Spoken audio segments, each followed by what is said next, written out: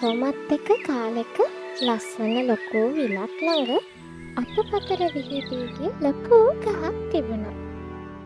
මේ ගහේ පහළ අත්තක පුංචි කුරුළු කූඩුවක් තිබුණා. කාලයත් එක්කම කුරුළු පිටර වලින් පුංචි පැටව් දෙන්නෙක් එළියට ආවා. බලන්න අපේ පුංචි පැටවුන්ගේ ලස්සන. ඕ ටික ලස්සන පිහාට උත්තරි. අත්තට ශක්තිමත් වුණාම පැටව් කූඩුවෙන් පියාඹලා යාවි.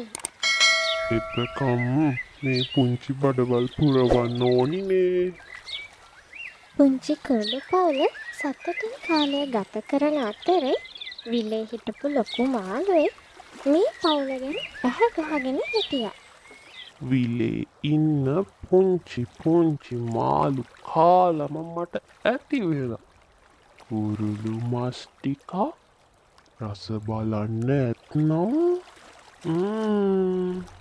තව ටිකක් ලොකු වුණාම නම් මගේ බඩට හොඳටම ඇති. මෙන්න මේ කාලේ දවස් කීපයක්ම එක දිගට ඇදහැළුණ වැස්ස හින්දා විලේ වතුර දවසින් දවස වැඩි වෙන්න ගත්තා. ෂා මට දැන් හොඳට පේනවා. කූඩුවේ පැටව් දෙන්නයි ඒ තාම පියාඹන්න බෑ වගේ. දැන් තමයි හොඳම වෙලාව. ආයේ කවදා මේ වගේ අවස්ථාවක් මට ඒවිද දන්නේ නෑ. මෙහෙම හිතපු මාළුවා එක පාරටම වතුරෙන් උඩට පැනලා කුරුළු කූඩුව කටින් දැහැගෙන ආයෙම වතුරට පැන්නා. අද කනවා කුරුළු මස් අද කනවා කුරුළු මස් ඕයේ. මේක දැකපු කුරුළු අම්මයි තාත්තයි කුරුළු පැටව බේරගන්න ගොඩාක් උත්සාහ කළා. අනේ අපේ පැටව් වතුරට වැටිලා. බේරගන්න අනේ අපේ පැටව් බේරගන්න. අනේ කවුරුවත් නැද්ද? අපේ පැටව් පිලෙනවා.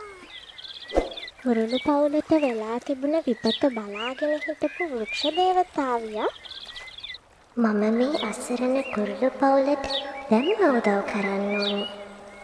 තවත් මාළුවෙක්ගේ වේශයෙන් මේ විලට යන්න ඕනේ.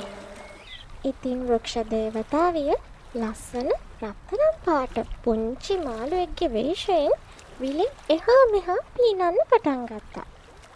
ඒ කවුද ඒ? මේ තරම් ලස්සන පුංචි මාළුවෙක් මම කවදාවත්ම දැකලා නෑ. රත්තරන් මාළුවට මගේ බඩේ ඉඩ තියෙනවා වගේ. එයාවත් කාලම කුරුළු මස්වල රහ බලනවා. ඉතින් ඊට පස්සේ විශාල මාළුවා පුංචි රත්තරන් මාළුවා පස්සේ පීනන්න පටන් ගත්තා. දැන් තමයි හොඳම වෙලාව කුරුළු පැටවම බේරගන්න.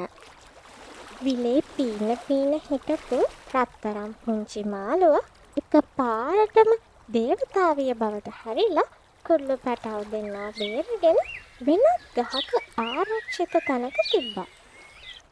අයියෝ අපරාධි. වැඩි තණ්හාවට ගියානේ මමත්. අන්තිමට මට රත්තරන් මාළුවක් නෑ. කුරුළු මසුත් නෑ.